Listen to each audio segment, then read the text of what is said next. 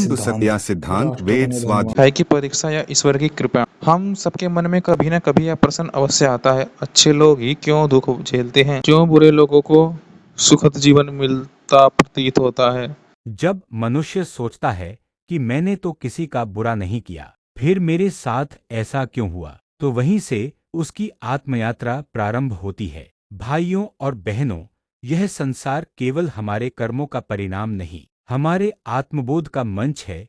यहाँ कर्म की गुंजाइश है, परंतु उससे भी अधिक विचार की गहराई है। जब तक हम यह मानते रहेंगे कि धर्म केवल पूजा पाठ है या अधर्म केवल अपराध है, तब तक हम श्री कृष्ण की गीता का आशय नहीं समझ पाएंगे। प्रवचन की धारा एक, अपने साथ अन्याय क्यों होता है। जब आप कहते हैं मैंने किसी का क्या बिगाड़ा, तो उत्तर मिलता है आपने स्वयं का कितना बिगाड़ा है।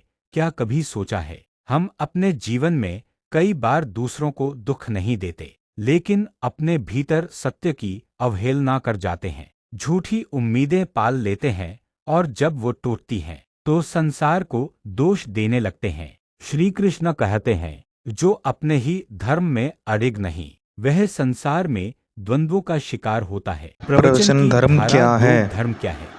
धर्म वह नहीं जो दिखाया जाए, धर्म वह है जो जिया जाए। धर्म वह नहीं जो केवल दूसरों को सिखाया जाए, धर्म वह है जिसे कठिन परिस्थिति में निभाया जाए स्वयं पर।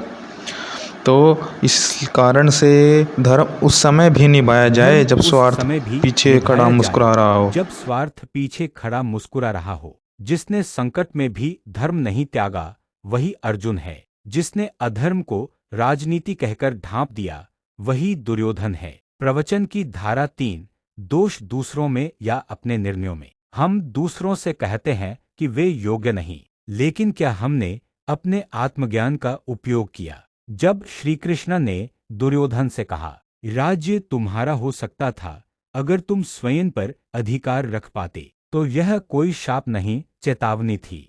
है कि परीक्षा या ईश्वर की कृपा। हम सबके मन में कभी न कभी यह प्रश्न अवश्य आता है, अच्छे लोग ही क्यों दुख झेलते हैं, क्यों बुरे लोगों को सुखद जीवन मिलता प्रतीत होता है।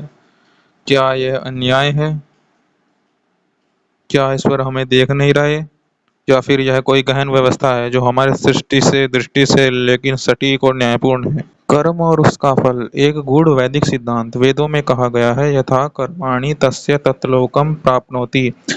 जैसा कर्म वैसा फल अवश्य मिलता है, परंतु यह केवल उसी क्षण नहीं मिलता, यह काल देश और परिस्थिति के अनुसार फलीभूत होता है। ईश्वर की न्याय व्यवस्था गूढ़ और गहन है। वो केवल हमारे वर्तमान को नहीं, पर हमारे पूर्व संस्कारों, विचारों और जन्मों को भी देखती है।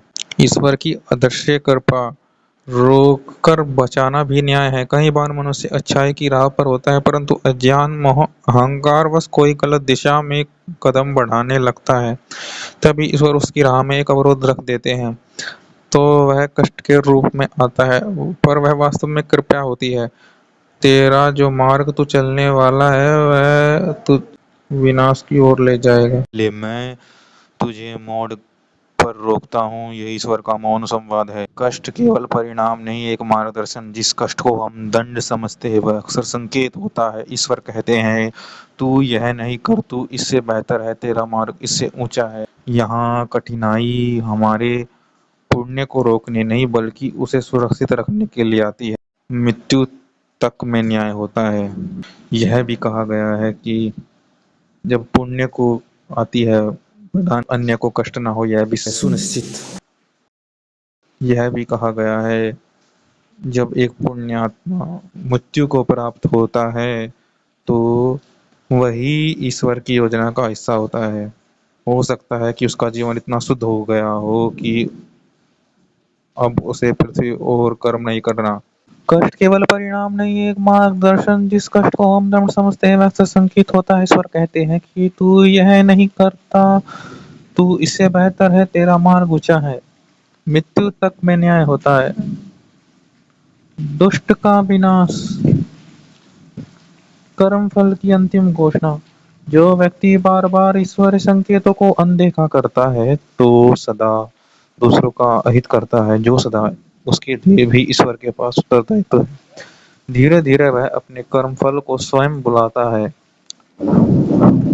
विनाश उसी क्षण होता है जब व्यक्ति स्वयं को सुधारने का अवसर खो देता है।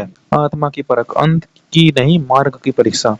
जीवन का मूल्यांकन अंत में नहीं, प्रत्येक मोड़ पर होता है। जो बुरा होकर भी अंत में सुधर जाए वह श्रेष्ठ कहलाता है। जो अच्छा था परंतु अंत में बुराई में फिसल गया, उसे भी ईश्वर उसकी ही करने का फल देते हैं। ईश्वर केवल हमारे कर्म नहीं, हमारे भाव और प्रयत्न भी देखते हैं। अच्छाई का मार्ग कठिन अवश्य है, पर वह स्थायी शांति और आत्मबल देता है।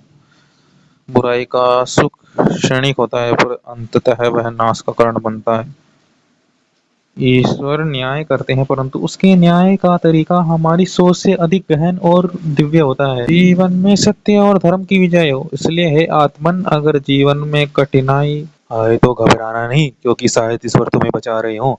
कभी कभी जो तुमसे छीन लिया गया तो तुम्हारे लिए बचाया गया वरदान हो सकता है। ईश्वर की रक्षा में ईश्वर सदा तुम्हारे साथ हैं।